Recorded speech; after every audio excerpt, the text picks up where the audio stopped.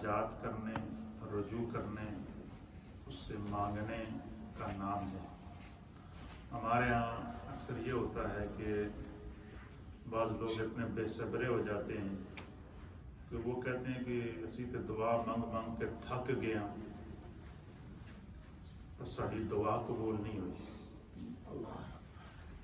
نبی اکرم صلی اللہ تعالیٰ علیہ وآلہ وسلم نے فرمایا کہ یہ نہ کہو خدا بندے کی دعا اس وقت تک اللہ کی بارگاہ میں قبول ہوتی رہتی ہے جب تک کہ وہ جلدی نہیں کرتا۔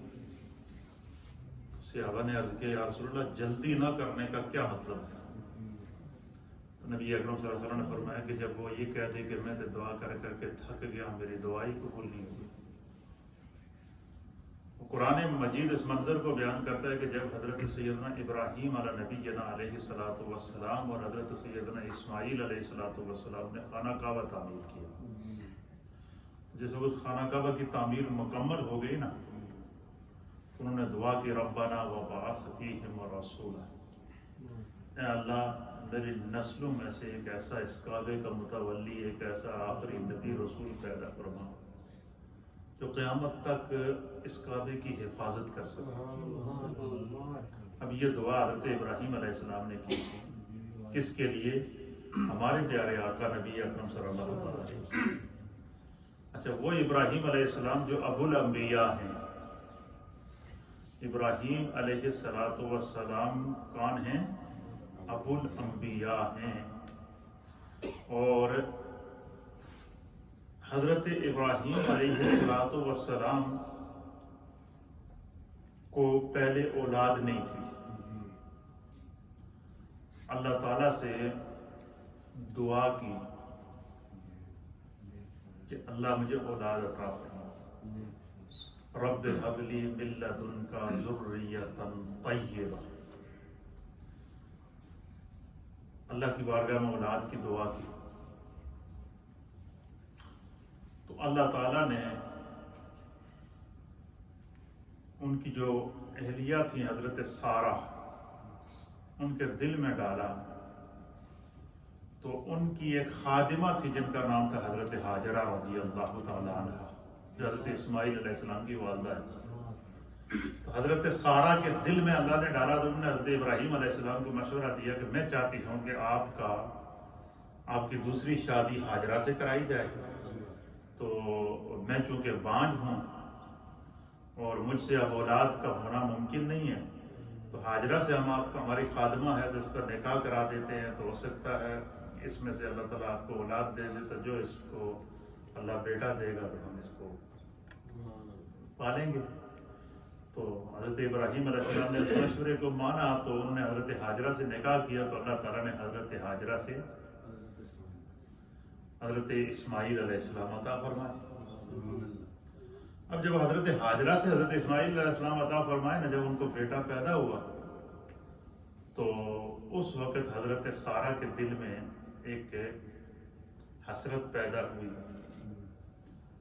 جیسا کہ ہوتا ہے کہ بھائی یہ تو کوئی ہماری خادمہ تھی اور اس کو بیٹا ہے اور مجھے اللہ نے بیٹا نہیں دیا، اور اس طرح کی آپس میں حسد پیدا ہو گئی، پھر آپس میں ناچاکی پیدا ہوئی۔ پھر اللہ نے وہی نازل کی کہ حضرت ابراہیم علیہ السلام کو کہ آپ ہاجرہ اور اسماعیل کو لے کر جنگل میں چھوڑ کر آ جائے۔ اچھا، پھر اللہ تعالیٰ نے حضرت ابراہیم علیہ السلام کی دعا، کیونکہ انہوں نے اللہ کے نبی تھے، دعا مانگی ہوئی تھی اولاد کی، اور یہ بھی دعا مانگی تھی کہ اللہ مجھے سارہ کے پیٹ سے بھی اولاد عطا فرما۔ اللہ تعالیٰ نے حضرت ابراہیم علیہ السلام کی دعا جب قبول کی تو ایک روایت کے مطابق اس وقت حضرت سارہ کی عمر 90 سال تھی، اور حضرت ابراہیم علیہ السلام کی عمر بھی ایک روایت کے مطابق 90 سال یا اس سے زیادہ تھی۔ اللہ نے وہی نازل کی کہ اللہ تعالیٰ نے تمہیں سارہ کے بدن سے اللہ بیٹا عطا فرمایا۔ حضرت ابراہیم علیہ السلام انہوں نے عرض کیا کہ میں تو اب بوڑھا ہو چکا ہوں، میری کمر جھک چکی ہے۔ قرآن نے اس منظر کو بیان کیا، یہ کیسے ممکن ہے؟ تو اللہ تعالیٰ نے وہی کی کہ اللہ کے لیے کیا چیز ممکن نہیں ہے۔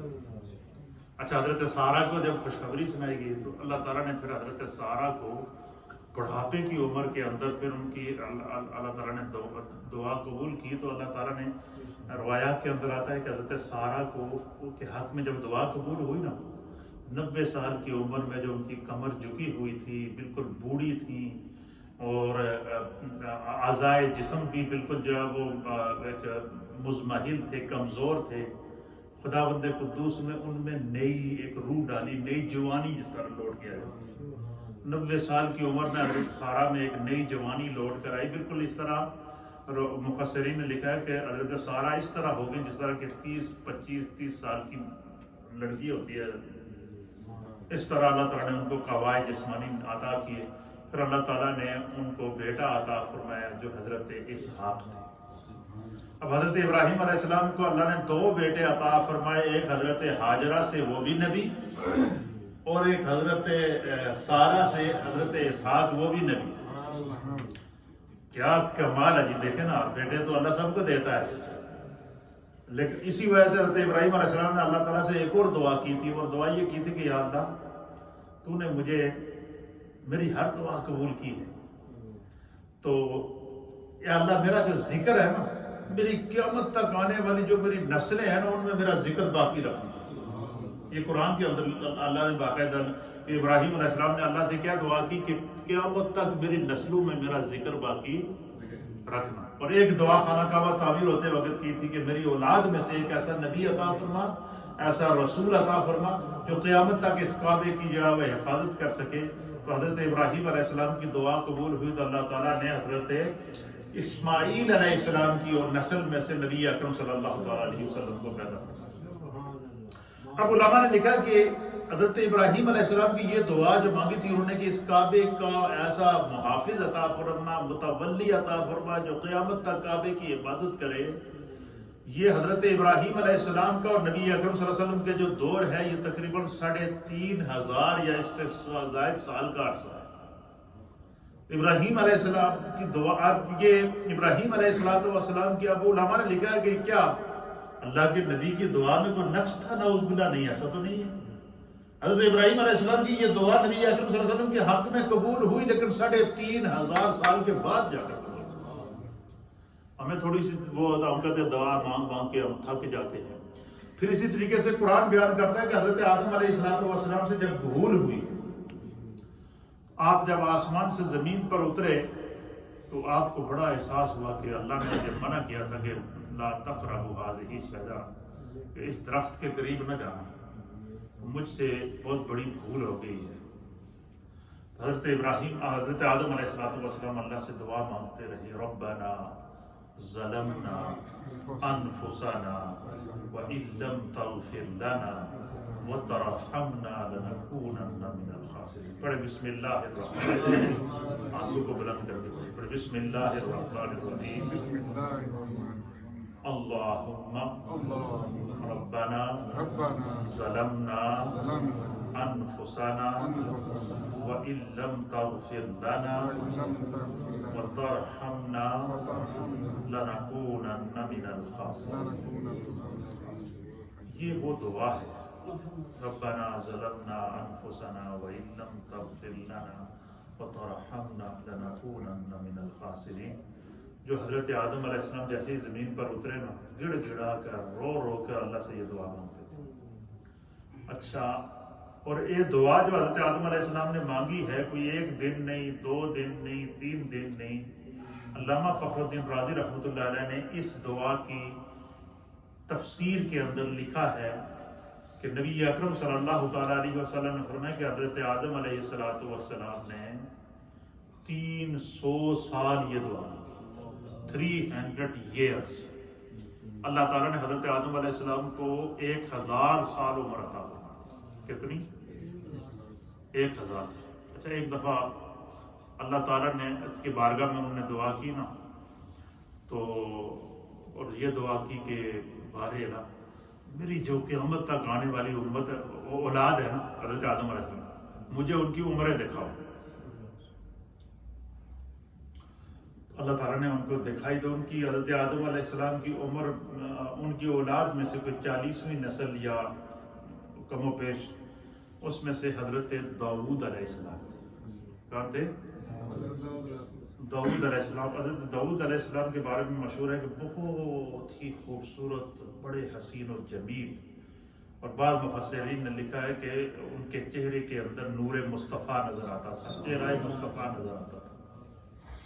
تو جب آدم علیہ السلام کو اللہ تعالیٰ نے ان کی اولاد دکھائی، ان کی عمریں دکھائی، تو حضرت داؤد علیہ السلام جب پہنچے تو ان کی عمر 40 سال. اس سے پہلے دیکھتے ہیں کسی بیٹے کی 800 سال، کسی کی 700 سال، کسی کی 500 سال، کسی کی. تو عرض کیے بارے اللہ، یہ میری اولاد میں سے اتنا خوبصورت جوان ہے، اس کی عمر صرف 40 سال. تو اللہ نے فرمایا کہ بس اس کی تمہارے رب کی یہی مرضی ہے. تو آدم علیہ السلام نے اللہ کی بارگاہ میں دعا کی کہ اللہ میری عمر میں جو 60 سال اس میں دے کے اس کی سنچری پوری کر دی، 100 سال اس کی پوری کر دی. اللہ نے وہ دعا حضرت قبول کر لی. اب جس وقت حضرت آدم علیہ السلام کی عمر 960 سال ہوئی نا، تو اسرائیل علیہ السلام پہنچ گئے. تو آدم علیہ السلام اچھا بھول بھی گئے بیچ میں کہ بھائی میں نے کوئی اللہ سے دعا کی ہوئی تھی. تو اسرائیل علیہ السلام پہنچ گئے تو انہوں نے کہا جی کہ میں تو آپ کی روح قبض کرنے آیا ہوں. انہوں نے کہا میرے رب نے مجھے کہا تینوں میں 1000 سال دیتی، تو 40 سال 60 سال پہلے ہی پہنچ گیا. جب 9 سے 40 سال عمر ہوئی نا تو وہ پہنچ گئے. تو انہوں نے کہا جی اللہ نے مجھ سے کہا کہ میں نے تمہیں 1000 سال عمر دی ہے، تو 60 سال پہلے کیوں آئے؟ تو حضرت اسرائیل علیہ السلام نے ان کو یاد دلایا کہ تسی اللہ کے دعا کی تھی نا کہ میری عمر 60 سال میرے بیٹے داؤد کو دے دے. ابھی حضرت داؤد ابھی پیدا نہیں ہوئے، ابھی پیدا نہیں ہوئے ہیں، ابھی پیدا ہونا تھا. تو پھر انہوں نے لبیک کہا اللہ کی مشیت کے سامنے. تو جو بات بتانا کا وہ ہے کہ یہ دعا ربنا ظلمنا انفسنا یہ حضرت آدم علیہ السلام نے 300 سال مانگی، 300 سال روتے رہے، گڑ گڑاتے رہے. اب علماء اور محدثین نے لکھا ہے کہ کیا وجہ ہے کہ 300 سال کے بعد جا کر حضرت آدم علیہ السلام کی دعا اللہ کی بارگاہ میں قبول ہوئی ہے. کیا نعوذ باللہ کہ آدم علیہ السلام کی نعوذ باللہ دعا میں کوئی کمی تھی؟ ایسا نہیں ہے. نبی کی دعا تو میں کمی ہو ہی نہیں سکتی. یا نعوذ باللہ کوئی ایسا کہ حضرت آدم علیہ السلام کی دعا کوئی ناقص تھی؟ ایسا بھی نہیں ہے. ایسا سوچنا بالکل کفر کی جانب لے جاتا ہے. کیوں کہ نبی کی کوئی دعا ناقص نہیں ہوتی. اب 300 سال تک حضرت آدم علیہ السلام دعا مانگتے رہے.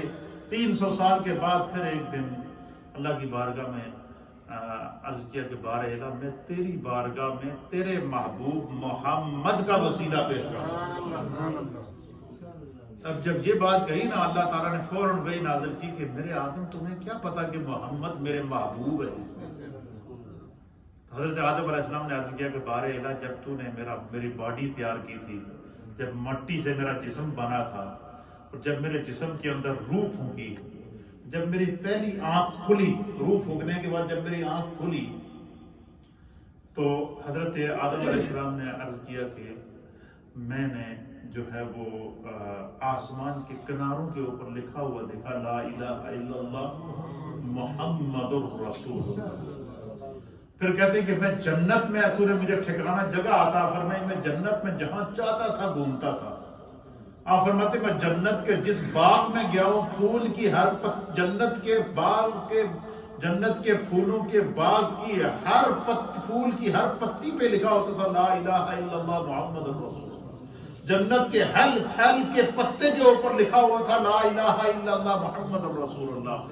عرش کے پاؤں کو جب میں نے دیکھا تو ان کے اوپر بھی اللہ نے لکھا ہوا تھا لا الہ الا اللہ محمد الرسول اللہ. تو میرے ذہن میں یہ آیا کہ یہ اللہ تعالیٰ نے جو اپنے نام کے ساتھ نام محمد لکھا ہے یہ یقیناً میرے رب کا کوئی خاص محبوب ہے. اللہ نے فرمایا کہ آدم تیری دعا بھی میں نے 300 سال کی گڑگڑاہٹ بھی قبول کر لی، اور تجھے جو ہے وہ تیری بھول معاف بھی کر دی، اور تو نے صحیح کہا ہے کہ میں نے اس کائنات کو اپنے محبوب محمد کے صدقے پیدا کیا، اور تمہیں یہ بھی خوشخبری دے دوں کہ وہ محمد تیری اولاد میں سے وہ محمد تیری اولاد میں سے ہوگا. اب علماء نے جو بات لکھی ہے کہ کیا وجہ ہے کہ 300 سال کیوں لگے ہیں، پر میں اللہ تعالیٰ کو آدم علیہ السلام کا جو انداز تھا نا مانگنے کا، آدم علیہ السلام کی جو عاجزی تھی، آدم علیہ السلام کا جو گڑ گڑانا تھا، آدم علیہ السلام کا جو اللہ کی بارگاہ میں گڑ گڑا کر دعا مانگنا تھا، ان کی یہ عاجزی اور انکساری یہ خدا کو بڑی پسند تھی۔ تو گویا اللہ یہ چاہتا تھا کہ میرا آدم اسی طرح میرے سامنے نیاز کرتا رہے اور میں رب ہو کر اس پر ناز کرتا رہا۔ تو 300 سال لگے حضرت آدم علیہ السلام کی دعا قبول ہونے میں، 3000 سال لگے حضرت ابراہیم علیہ السلام کی دعا قبول ہونے میں، اور 3000 یا 3500 سال کے بعد اللہ تعالیٰ نے نبی اکرم صلی اللہ تعالیٰ علیہ وسلم کو پیدا کیا، اور پھر قیامت تک کے لیے خانہ کعبہ کی حفاظت ہوگی تمام دشمنوں کی شر سے، حتیٰ کہ یہاں تک کہ میرے مصطفیٰ نے مارک کر دیا کہ اے جڑی حدود حرم ہے چاروں طرف، خانہ کعبہ کے چاروں طرف جو حدود حرم ہے، حضور نے مارک کر دیا کہ یہاں پر سوائے مسلمان کے کوئی داخل نہیں ہو سکتا۔ کیوں؟ کہ خانہ کعبہ کو میرے مصطفیٰ نے، اللہ تعالیٰ نے خانہ کعبہ کو میرے مصطفیٰ کی حفاظت کے حصار میں دے دیا۔ اب قیامت دنیا میں بڑے سے بڑی طاقتیں آ جائیں گی، بڑی سے بڑی سپر پاورز آ جائیں گی، بڑا سا بڑا زمانہ ترقی کرے گا، لیکن خانہ کعبہ کے اوپر قبضہ نہیں کر سکتا، اس لیے کہ اس کی حفاظت اللہ تعالیٰ نے، اس کے متولی اللہ نے میرے مصطفیٰ کریم کو بنایا۔ اتنا قرب ہونے کے باوجود بھی نبی پاک صلی اللہ تعالیٰ علیہ وسلم نے مدینہ شریف میں رہنا پسند کیا، اس لیے کہ مدینے کے در و دیوار نے میرے مصطفیٰ سے محبت کی، مدینے کی مٹی نے میرے مصطفیٰ سے محبت کی۔ تو دعا کی قبولیت کے لیے، اللہ کو راضی کرنے کے لیے دل کی نرمی کا ہونا بڑا ضروری ہے، اور قرآن حکیم فرقان مجید میں اللہ نے نسخہ دیا ہے کہ اگر کوئی بندہ چاہے کہ اس کی دعا قبول ہو، کوئی بندہ چاہے کہ اللہ اس سے راضی ہو، کوئی بندہ چاہے کہ خداوند قدوس کا وہ محبوب اور دوست بن جائے، فرمایا کہ دل کو نرم رکھو۔ کیا کرو؟ ایک بات۔ دوسری بات حدیث کی روشنی میں ہمیں یہ ملتی ہے کہ بعض لوگوں کی یہ عادت ہوتی ہے کہ غصہ انہوں دے نک دے ہوتے بیٹھا رہتا ہے ہر وقت، اس انتظار میں رہتا ہے کہ بس قدرت زور نہ سانس لے تو بس اس کی نسیں پھول جاتی ہیں۔ قرآن حکیم فرقان مجید میں اللہ تعالیٰ نے نبی اکرم صلی اللہ تعالیٰ علیہ وآلہ وسلم کے جہاں پر اور اوصاف اور کمالات بیان فرمائے، پورے کا پورا قرآن میرے محبوب کی صفات کو بیان کرتا ہے، کمالات کو بیان کرتا ہے، عظمتوں کو بیان کرتا ہے، اور جہاں اللہ تعالیٰ نے نبی اکرم صلی اللہ تعالیٰ علیہ وسلم کی خصوصیات بیان فرمائی، ان میں سے ایک خصوصیت یہ تھی مصطفیٰ کریم کی کہ وَالْقَاظِمِينَ الْغَيْظَ وَالْعَافِينَ عَنِ النَّاسِ، کہ حضور علیہ السلام غصے کو پی جاتے تھے اور لوگوں کے بڑے بڑے قصوروں کو معاف کرتے تھے۔ جب بندہ سلنڈر کرتا تھا پھر یہ نہیں دیکھتے تھے کہ اس نے کتنا بڑا جرم کیا ہے، یہ دیکھتے تھے کہ اس کے دل کی نرمی کیا کہہ رہی ہے، اس کی جھکی ہوئی آنکھیں کیا کہہ رہی ہیں، اس کا جھکا ہوا سر کیا کہہ رہا ہے، اس کے دل کی نرمی کیا کہہ رہی ہے۔ میرے مصطفیٰ کریم صلی اللہ تعالیٰ علیہ وسلم کیا کرتے تھے، ان کو پھر معاف کیا کرتے تھے۔ اب حدیث سماعت فرمائیں، اللہ تعالیٰ نے نبی پاک صلی اللہ علیہ وسلم کی ایک یہ صفت بیان فرمائی کہ وہ کیا کرتے تھے، غصے کو پی جاتے تھے اور لوگوں کو کیا کرتے تھے، معاف کرتے تھے۔ دوسری صفت اللہ تعالیٰ نے نبی پاک صلی اللہ علیہ وسلم کی بیان فرمائی کہ ایگزامپل بنایا کائنات کے لیے کہ مصطفیٰ کریم صلی اللہ علیہ وسلم کا وہ دل جو محبت وحی تھا، وہ دل جس کے اوپر اللہ نے 30 سپارے قرآن نازل کیا، وہ دل جس قرآن کو اٹھانے، جس قرآن کا بوجھ اٹھانے سے پہاڑوں نے انکار کر دیا، جس قرآن کا بوجھ اٹھانے سے سمندروں نے انکار کر دیا، قرآن بیان کرتا ہے، جس قرآن کا بوجھ اٹھانے سے درختوں نے انکار کر دیا، جس قرآن کا بوجھ اٹھانے سے زمین اور زمان نے انکار کر دیا، ساتوں آسمانوں نے انکار کر دیا، اس قرآن کا بوجھ، اس قرآن کی ہیبت، اس قرآن کی جلالت، اس قرآن کے جلوے، اس قرآن کے انوار کو میرے مصطفیٰ کے دل نے قبول کیا، اور اس کے لیے اللہ تعالیٰ نے مصطفیٰ کریم کے دل کا انتخاب کیا۔ قرآن میں اللہ فرماتا ہے کہ لو انزلنا هذا القرآن على جبل لرأيته خاشعا متصدعا من خشیت اللہ، کہ اگر ہم اس قرآن کو پہاڑوں پر نازل کرتے تو اس قرآن کی ہیبت کا، اس کی جلالت کا، اس کے انوار کا یہ عالم ہے کہ اگر ہم اس کو پہاڑ پر نازل کرتے تو وہ بھی اللہ کے خوف سے ریزہ ریزہ ہو جاتا۔ اور اس کی مثال قرآن نے دوسرے مقام پر بیان فرمائی کہ جب موسیٰ علیہ السلام نے فرمایا کہ رب آرینی، اے اللہ میں تیرا دیدار کرنا چاہتا ہوں، تمہیں دیکھنا چاہتا ہوں، تیرے جلوے کو دیکھنا چاہتا ہوں، تو اللہ نے فرمایا لن ترانی، موسیٰ میں دکھانے کے لیے تو تیار ہوں اپنے آپ کو، اپنے دیدار کے لیے تو تیار ہوں، لیکن تیری آنکھ میں وہ طاقت نہیں کہ اس جلوے کو برداشت کر سکے۔ لیکن چونکہ لاڈلے پیغمبر تھے، انہوں نے کہا جی یہی ہوگا نا، بے ہوش ہوں گا، بے ہوش بھی اگر ہویا تو اللہ تو جلوے ہی جو آگا۔ دیکھو عشق کی کوئی قیمت نہیں ہے۔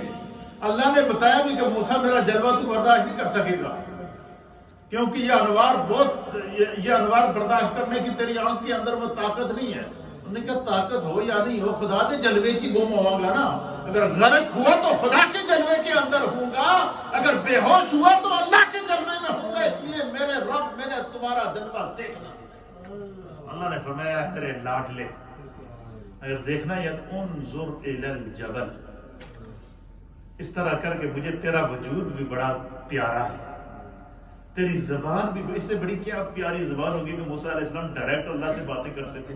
خدا نے کلیم اللہ کا لقب عطا فرمایا، ڈائریکٹ اللہ کے نام گلاں کرتے تھے۔ ایک دفعہ گئے تو اچھا بڑے کھل کر اللہ تعالیٰ سے باتیں کرتے تھے، تو ایک دفعہ گئے تو اللہ تعالیٰ نے کہا کہ موسیٰ آئندہ ذرا سنبھل کے آئیں، ان کی جو والدہ فوت ہو گئی، اور میں کہ یہ جو پہلے تو میرے نہ بڑے لاڈ پیار نہ جھوم کے گلاں کرتا تھا نا، پیچھے تیری ماں تیرے واسطے دعا کر، اب تیری ماں دنیا سے چلی گئی ہے، اب ذرا سنبھل کر رہنا۔ اللہ اکبر، یہ ماں کی عظمت ہے، یہ مقام ہے۔ تو حضرت موسیٰ علیہ السلام نے پہاڑ کی طرف قرآن بیان کرتا ہے کہ اللہ تعالیٰ نے جب فتجلی اس پہاڑ پر جب تجلی نازل کی، فخر موسیٰ صاعقا، موسیٰ علیہ السلام بے ہوش ہو کے گر گئے، 40 دن تک بے ہوش رہے۔ اب اللہ تعالیٰ نے حضرت آدم علیہ السلام کی اس دعا کو اتنا پسند کیا، اتنا پسند کیا، اتنا پسند کیا۔ دیکھیں آدم علیہ السلام انسان اول سے لے کر اس دعا کو اللہ نے قائم رکھا۔ علماء نے لکھا کہ آدم علیہ السلام کی اولاد میں سے جتنے انبیاء گزرے ہیں انہوں نے اس دعا کو اسی طرح پڑھا ہے، ربنا ظلمنا انفسنا وان لم تغفر لنا وترحمنا لنکونن من الخاسرین۔ اس دعا کو حضرت آدم علیہ السلام کی اولاد میں سے کم و بیش 1.25 انبیاء اور مرسلین گزرے ہیں، ہر نبی نے، ہر رسول نے اس دعا کو مانگا ہے، اور پھر میرے مصطفیٰ کریم نے اس دعا کو مانگا ہے۔ اور اللہ تعالیٰ نے قرآن کے اندر جب وحی نازل کی تو اس دعا کو قرآن کا حصہ بنا دیا، دوبارہ وحی کے ذریعے اس دعا کو پھر نازل کر دیا۔ کیوں؟ کہ اس دعا کے اندر اس دعا کے اندر اقرار ہے، اس دعا کے اندر بندہ اپنے آپ کو اللہ کے سامنے سلنڈر کر دیتا ہے، اپنے ہر چیز کا اقرار کر دیتا ہے کہ مجھ سے جو بھی غلطی ہوئی ہے، گناہ ہوا ہے، بھول ہوئی ہے، جو کچھ ہے، جو ہر وہ کام جو خدا کی ناراضگی کا سبب بنتا ہے، بندہ اس سے جو وہ اس کے اللہ کے سامنے عجز و نیاز کا اظہار کرتا ہے۔ تو جہاں فرمایا کہ دل کی نرمی کا ہونا انتہائی ضروری ہے۔ جہاں نبی اکرم صلی اللہ علیہ وسلم کی اور خصوصیات تھی، وہاں قرآن بیان کرتا ہے کہ میرے محبوب کی ایک خصوصیت یہ بھی ہے کہ حضور علیہ السلام کے قریب جو لوگ آ رہے ہیں، اللہ فرماتا ہے کہ جب میرے محبوب نے دعوت دی تو شوگت اکیلے تھے، پھر حضرت خدیجہ، سیدنا صدیق اکبر، مولا کائنات، پھر اسی طریقے سے صحابہ اور صحابیات میں اضافہ ہوتا گیا حتیٰ کہ کم و بیش 1.25 لاکھ لوگ اسلام کے اندر داخل ہوئے جب حضور علیہ السلام کا وہ سال مبارک ہوا۔ تو اللہ تعالیٰ نے فرمایا، اور قرآن میں اللہ بھی بیان فرمایا، اذا جاء نصر اللہ، کہ جب اللہ کی مدد آ پہنچی تو کیا ہوا کہ وَرَأَيْتَ النَّاسَ يَدْخُلُونَ فِي دِينِ اللَّهِ أَفْوَاجًا۔ اے محبوب آپ نے نہیں دیکھا کہ لوگ فوج در فوج اسلام کے اندر داخل ہو رہے ہیں؟ 1.25 لاکھ لوگ اسلام صحابی نبی پاک کی جو اسلام میں داخل ہوئے۔ تو اللہ قرآن میں بیان فرماتا ہے کہ یہ اے میرے محبوب، یہ جو لوگ آپ کی جو ہے وہ قریب آ رہے ہیں، اس کی یہاں اور وجوہات ہیں۔ ایک سب سے بڑی وجہ یہ ہے کہ اللہ فرماتا ہے کہ میرے محبوب آپ نرم دل ہیں۔ قرآن میں اللہ فرماتا ہے فَبِمَا رَحْمَةٍ مِّنَ اللَّهِ لِنْتَ لَهُمْ وَلَوْ كُنْتَ فَظًّا غَلِيظَ الْقَلْبِ لَانفَضُّوا مِنْ حَوْلِكَ۔ اللہ اکبر۔ فرمایا کہ فَبِمَا رَحْمَةٍ مِّنَ اللَّهِ، فرمایا کہ اللہ ہی کی رحمت ہے کہ یہ لوگ جو آپ کے قریب آئے ہیں، وہ اس کی جہاں اور وجوہات ہیں، وہ ایک وجہ یہ ہے کہ اللہ نے آپ کو بڑا نرم دل بنایا۔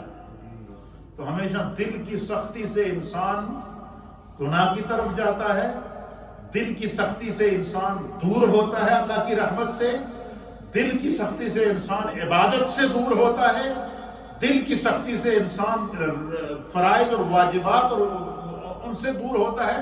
اس لیے اللہ کے حبیب علیہ الصلوۃ والسلام نے فرمایا کہ جس بندے کا جتنا دل نرم ہوگا اتنے اس پر خدا کے انعام کی بارش ہوگی۔ تو اللہ فرماتا ہے قرآن کے اندر کہ معبود یہ جو آپ کی قریب دن بدن اضافہ ہوتا جا رہا ہے، اس کی جہاں اور وجوہات ہیں وہاں سب سے بڑی وجہ ہے وہ کیا ہے کہ آپ کیا کرتے ہیں، آپ بہت نرم دل ہیں۔ اگر آپ سخت دل ہوتے، آپ کا مزاج سخت ہوتا، آپ ہمیشہ غصے میں رہتے، تو فرمایا کہ یہ جو لوگ 1.25 لاکھ آپ پر ایمان لائی آپ کے قریب نہ آتے، یہ بھاگ جاتے۔ اس لیے فرمایا کہ بندے نبی پاک کی سنت یہ ہے کہ نرمی اختیار کی جائے، گھر میں بھی، اولاد کے سامنے بھی، بچوں کے سامنے بھی، رشتہ داروں کے سامنے بھی، سوسائٹی کے سامنے بھی، کمیونٹی کے سامنے بھی، معاشرے کے اندر بھی۔ جو انسان نرم دل ہوگا اس کے محبت کرنے والے زیادہ ہوں گے، اور جس نے ہر وقت غصے کو اپنے ناک کی نوک پہ رکھا ہوتا ہے، آپ کو ایک دفعہ بندہ سلام کرے گا، دوسری دفعہ کہے گا یار تو بچ ہی جائیے تو چل جائے۔ یہ عادت ہے نہیں بندہ کوئی بندہ اگر سخت مزاج ہو، کرافت ہو، بد اخلاق ہو، کوئی سامنے نظر پہ آ جائے تو بندہ دونوں تک راستہ بدل دیتا ہے۔ ایسا ہوتا ہے یا نہیں ہوتا ہے؟ کیوں کہ اس کا مزاج صحیح نہیں ہے۔ اب سنیے حدیث، یہ تو قرآن کی آیت آپ کے سامنے میں نے بیان کی کہ اللہ فرماتا ہے کہ اے محبوب، یہ جو آپ کے ارد گرد جو لوگوں کا جمگٹھا ہے، مجمع ہے، یہ اس وجہ سے ہے کہ خدا نے آپ کو نرم دل بنایا، آپ غصے میں نہیں رہتے، آپ ہر ایک سے پیار سے پیش آتے ہیں۔ اب حدیث سنیے، اس حدیث پر ہم تو ختم کرتے ہیں ٹاپک کے مطابق، تاکہ قرآن کی آیات اور ساتھ میں حدیث بھی آ جائے تو آپ کو پتہ چل جائے گا کہ جو دیکھیں کہ قرآن اور مزاج مصطفیٰ کے اندر کتنا جو ہے وہ اللہ تعالیٰ نے جو ہے وہ مماثلت پیدا کیا۔ اب سنیے، وعن عائشہ رضی اللہ تعالیٰ عنہ ام المؤمنین سیدہ طیبہ طاہرہ عائشہ صدیقہ بنت صدیق اکبر زوج مصطفیٰ کریم صلی اللہ علیہ وسلم، کتنی نسبتیں، صدیق اکبر کی بیٹی ہیں، رسول اللہ کی اہلیہ ہیں، اور حضور کی وہ اہلیہ ہیں جنہیں حضور نے کہا کہ مجھے مردوں میں سب سے زیادہ عائشہ کا باپ پسند ہے، اور عورتوں میں سب سے زیادہ عائشہ کے ابو بکر کی بیٹی عائشہ پسند ہے۔ اللہ اکبر۔ حضرت ام المؤمنین سیدہ عائشہ صدیقہ فرماتی ہیں کہ ان رسول اللہ صلی اللہ تعالیٰ علیہ وآلہ وسلم، کہ رسول اللہ صلی اللہ علیہ وسلم نے ارشاد فرمایا، قال، حضور علیہ الصلوۃ والسلام نے فرمایا کہ ان اللہ تعالی رفیق، ان اللہ تعالی رفیق، حضور نے فرمایا کہ بے شک اللہ تعالی بڑا مہربان ہے۔ رفیق کا ایک معنی مہربان ہے، اور رفیق کا ایک معنی دوست ہے، کہ فلاں شخص فلاں کا رفیق ہے۔ رفیق کا ایک معنی کیا ہے؟ دوست ہے، اور رفیق کا ایک معنی ہے نرم دل ہونا۔ رفیق کا ایک معنی کیا ہے؟ نرم دل ہونا۔ تو اس کو کسی بھی معنی کے اندر لے جائیں، یہ مصطفیٰ کی عظمت کو بیان کرتا ہے۔ حضور نے فرمایا کہ ان اللہ تعالی رفیق، بے شک اللہ تعالیٰ اگر رفیق کی نسبت اللہ کی طرف کریں گے تو اس کا معنی مہربانی ہوگی، اور رفیق کی نسبت بندے کی طرف کریں گے تو اس کا معنی دوستی ہوگی۔ سمجھ گئے نا؟ دیکھیں معنی ایک ہی ہے، لیکن ذات کے مرتبے کے ساتھ معنی بدل جاتا ہے۔ اسی طریقے سے قرآن حکیم فرقان مجید میں آئے کہ مکر اللہ و مکروا، کہ کفار نے جب مکر کیا، مکر کا معنی مکر کرنا، دھوکہ دینا کسی کو، اب کفار نے مکر کیا، والا حضرت جب ترجمہ کرتے ہوئے یہاں پہنچے نا، اب اللہ کی طرف سے بھی لفظ مکر کی نسبت ہو رہی ہے، کفار کی طرف سے لفظ مکر کی نسبت ہو رہی ہے۔ اعلیٰ حضرت نے یہاں آ کر ترجمہ کے اوپر قلم روک دیا، غور کیا، اللہ نے اعلیٰ حضرت امام اہل سنت کے دل میں ڈالا۔ آپ لکھتے ہیں کہ اللہ نے یہاں ارشاد فرمایا کہ بے شک کفار نے مکر کیا. کیا کیا؟ دھوکہ دیا. فرمایا کہ مکر اللہ کا معنی یہ ہے کہ اللہ تعالیٰ نے ان کے مکر کو جان لیا اور خدا نے خفیہ تدبیر کی. اللہ نے خفیہ تدبیر کی. اسی طریقے سے فرمایا کہ وَوَجَدَكَ ضَالًّا فَهَدَىٰ وَضُحَىٰ سورہ وضحیٰ کے اندر. اور ضالًّا کا عربی میں ایک معنی گمراہ ہے اور ایک معنی ہے اللہ کی محبت کے اندر گم. اب بعض لوگوں نے جن کے دل کے اندر رسول اللہ کی محبت نہیں تھی انہوں نے ترجمہ کیا نعوذ باللہ من ذالک نقل کفر کو ورنہ واجد کہ وَوَجَدَكَ ضَالًّا فَهَدَىٰ. اللہ فرماتا ہے کہ اے محبوب ہم نے آپ کو نعوذ باللہ ثم نعوذ باللہ کہ یہ میں آپ کے عقیدے کو مضبوط کرنے کے لیے اس کا ترجمہ کر رہا ہوں جو منکرین نے ترجمہ کیا ہے, جو گستاخان رسول نے ترجمہ کیا ہے, وہ یہ کہ وَوَجَدَكَ ضَالًّا فَهَدَىٰ. اس کا معنی یہ کہ اللہ تعالیٰ فرماتا ہے کہ اے محبوب ہم نے آپ کو گمراہ پایا پھر آپ کو ہدایت عطا فرمایا. نعوذ باللہ من ذالک. نبی کبھی گمراہ نہیں ہوتا. نبی کی طرف گمراہی کی نسبت کرنا, نبی کی طرف گناہ کی نسبت کرنا, نبی کی طرف معصیت کی نسبت کرنا یہ کفر ہے. اعلیٰ حضرت نے یہاں ترجمہ کیا کیا وَوَجَدَكَ ضَالًّا فَهَدَىٰ. اے محبوب آپ کے رب نے آپ کو اپنی محبت میں وارافتہ پایا, خود رافتہ پایا, اپنے رب کی محبت میں جستجو کرنے والا پایا, اپنے رب کی محبت میں کھویا ہوا پایا. فَهَدَىٰ تو آپ کو اپنی طرف راہ دی, آپ کے سامنے پردے ہٹا دیے اور آپ کو اپنے قرب میں لے لیے. سبحان اللہ. تو حضور فرماتے کہ ان اللہ تعالی رفیق, اللہ تعالی مہربان ہے, وہ یحب الرفق, اور اللہ مہربانی کرنے والے نو وڈا پسند کرتا ہے. اللہ اس کا دوسرا معنی کہ اللہ تعالی جو ہے وہ رحیم ہے اور اللہ تعالی دوسروں پر رحم کرنے والوں کو پسند کرتا ہے, مہربانی کرنے والوں کو پسند کرتا ہے.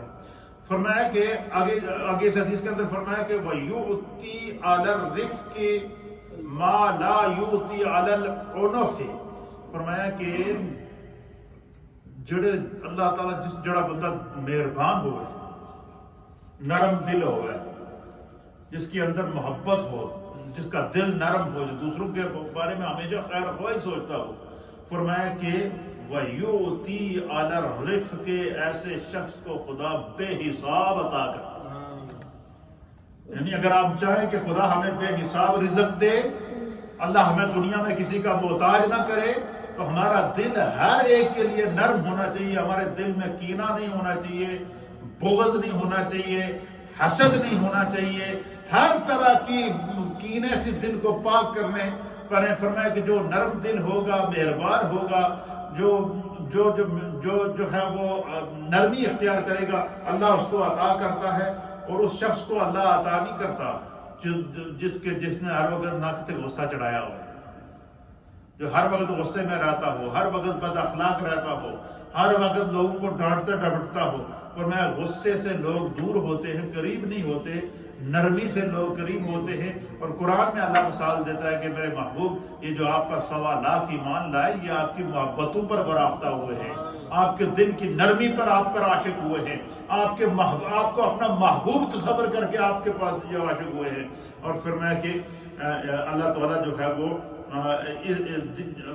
فرمایا کہ وما لا یؤتی علی ما سواہ, کہ جو دل کی جو لوگ سختی کرتے ہیں اس کے علاوہ کسی اور چیز پر اللہ تعالیٰ اتنا عطا نہیں کرتا جتنے نرم دلی کے اوپر عطا کرتا ہے. اللہ تعالیٰ ہمیں دین سمجھنے کی توفیق عطا فرمائے. خیر اگر لینی ہے تو دل کو نرم کریں, دعا قبول کرنی ہے تو دل کو نرم کریں, معاشرے میں اچھا مقام پانا ہے تو دل کی نرمی اختیار کریں. دل کی نرمی ہی اللہ کے قرب کا ذریعہ ہے. دل کی نرمی سے انسان خدا کا محبوب اور اس کا دوست